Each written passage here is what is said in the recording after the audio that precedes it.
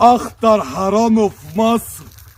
جبنا رقم تليفونه وجبنا سكرين شوت الرسالة كان باعتها بعد ما نصب على نص البلد عندنا.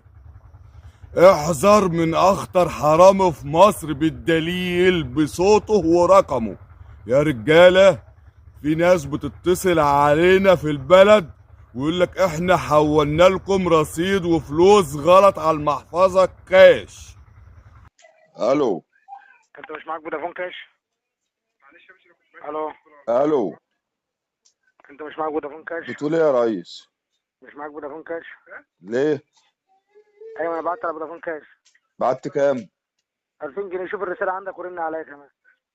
وعلى الرقم ده؟ امم رقمك كام بقى؟ هو اللي بكلمك عليه ده. يا عم انا ما بعرفش شهر، خدني واحده واحده.